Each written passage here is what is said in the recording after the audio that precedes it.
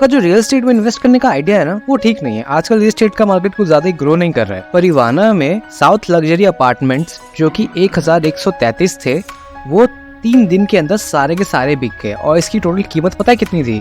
7200 करोड़, यानी कि 7200 करोड़ से 72 आवर्स में कमा लिए गए इस कंपनी द्वारा। DLF ने कमेलिया प्रोजेक्ट बनाया जिसमें कि उनका एक फ्लैट 100 करोड़ रुपए का है और उसमें क्या क्या सर्विसेज मिलेंगी? Movie theatre, club, boxing ring, indoor heated pool, ये सब कुछ चीज़ें हैं जो उसमें एक्स्ट्रा मिलेगी। बट लोग क्या सिर्फ ये थोड़ी बहुत चीज़ें के लिए, like movie theatre, club, boxing ring, सिर्फ इन्हीं सब चीज़ों के लिए कोई 100 करोड़ का फ्लैट खरीदेगा? मतलब ये काम अगर वो खुद से करने जाए तो 50 करोड़ में तो बहुत आराम से हो जाएगा। क्या ये सब करना ज़रूरी है? वो फ्लैट में लोग अपना घर बना के लोग कर सकते हैं। ऐसा हो सकता है कि नहीं हो सकता? एब्सोल्युटली हो सकता है। तो चलिए जानते हैं लोग इतना ज़्यादा खर्चा कर क्यों रहे हैं, और ये जो लोग खर्चा कर रहे हैं वो है कौन? बिकॉज अगर आपका पड़ोसी तो इतना खर्चा कर नहीं रहा होगा। तो फोर्ब्स के आर्टिकल के अकॉर्डिंग मोस्टली जो रिच लोग होते हैं वो रियल एस्टेट में इन्वेस्ट करते हैं या फिर वो रियल एस्टेट से बिलोंग करते हैं। अब रियल एस्टेट में लोग इतना इन्वेस्ट क्यों कर रहे हैं? रियल एस्टेट एक ग्रोथ एसेट होता है, प्लस में इसका जो रेंटेड यील्ड होता है वो काफी ठीक ठाक होता है। अब लोग कहेंगे तुमने 50 लाख की प्रॉपर्टी खरीदी, बट अगर आप किसी स्टॉक्स में पैसा डालो वर्सेस आप किसी रियल एस्टेट में पैसा डालो, तो स्टॉक्स में पैसा डालोगे आपको जो डिविडेंड मिलेगा वो काफी कम है देन वर्सेस आपने कोई प्रॉपर्टी ली उस पे आपको रेंटल यील्ड मिल रहा है। Like your rental yield is always better than your dividend yield. बहुत सारी कंपनीज डिविडेंड नहीं देती है और जो देती है वो 0.4%, 5% या 1% मैक्सिमम देती है। कुछ मुश्किल से कंपनी होगी जो एक्चुअली में शायद 10% दे भी दे। तो रियल एस्टेट में इन्वेस्ट करने का एक फायदा है कि इस पे जो रेंटल यील्ड होती है वो डिविडेंड यील्ड से ज्यादा होती है। रियल एस्टेट जब भी कोई खरीदने जाता है तो उसमें एक हाई ट्रांजेक्शन कॉस्ट लगती है, यानी कि उसकी रजिस्ट्री की कॉस्ट, ब्रोकरेज वगैरह, यानी कि आपकी जो लिक्विडिटी है पहले वो बहुत कम है। प्लस में आपको 1% ब्रोकरेज देना पड़ेगा, 5% की स्टैम्प ड्यूटी देनी पड़ेगी, अदर रजिस्ट्रेशन कॉस्ट भी देना पड़ेगा। प्लस में अगर आप चाहे उसमें रहो चाहे ना रहो आपको मेंटेनेंस का चार्ज देना ही पड़ेगा। जितने भी लोग फ्लैट में रहते हैं उनको ये बात अच्छे से पता होगी। और एक बात, जैसे स्टॉक मार्केट क्रैश होता है रिसेशन के टाइम पे, वैसे ही रियल एस्टेट के प्राइसेस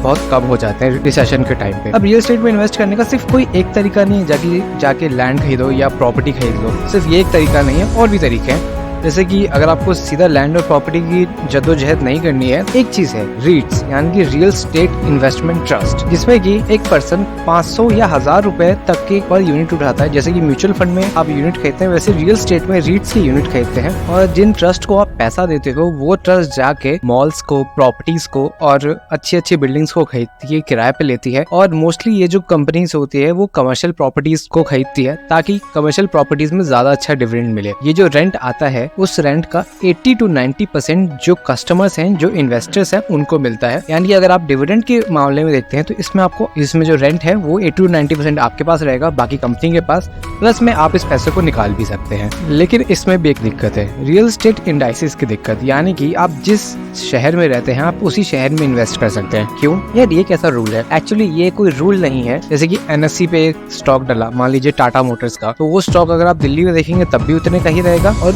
जम्मू कश्मीर में जाके देखेंगे तब भी उतने का रहेगा, और केरल में जाके देखेंगे तब भी उतने का रहेगा। लेकिन रियल एस्टेट में रीट्स की जो इंडाइसिस हैं वो चेंज होते रहते हैं। इस स्टॉक मार्केट की तरह नहीं है, अलग अलग सिटीज में अलग अलग इंडेक्स होते हैं और अलग अलग इंडाइसिस होते हैं। यानी कि आप हर एक जगह का जो प्राइस है वो तो पता कर नहीं सकते, या अनटिल आपके कोई रिश्तेदार हो वगैरह हो। बट जितने भी सिटीज है Tier 1, Tier 2 वाले, आप हर एक का नहीं पता कर सकते। क्या पता आप जिसमें इन्वेस्ट कर रहे हैं वो आपके लिए वर्थ इट हो या ना हो, ये इतना आसान नहीं है। बट वीडियो की स्टार्टिंग में मैंने बताया था लोग 100 करोड़ की प्रॉपर्टी खरीद रहे हैं, ऐसा होता क्यों? चलिए मैं आपको बताता हूँ। लोग 100 करोड़ की प्रॉपर्टी खरीदते हैं बिकॉज उनको टैक्स बचाने का मौका मिलता है इसमें। चलिए जानते हैं कैसे। अब कोई भी अमीर आदमी इतना बेवकूफ तो नहीं होगा ना कि वो 100 करोड़ रुपए कमाएगा और वो 100 करोड़ का सीधा फ्लैट ले लेगा। वो भी क्यों? सिर्फ उसको रहना है इसलिए? ऐसा नहीं है क्या कि इनकम टैक्स एक्ट के सेक्शन 54F में लिखा है कि अगर आप किसी रेसिडेंशियल प्रॉपर्टी में इन्वेस्ट करते हैं, मान लीजिए आपका कोई बिजनेस है, उसको आपने 2 साल से ज्यादा होल्ड किया, यानी कि वो लॉन्ग टर्म में आ गया। अब लॉन्ग टर्म में जो आपका कैपिटल गेन टैक्स है वो होता है 24%,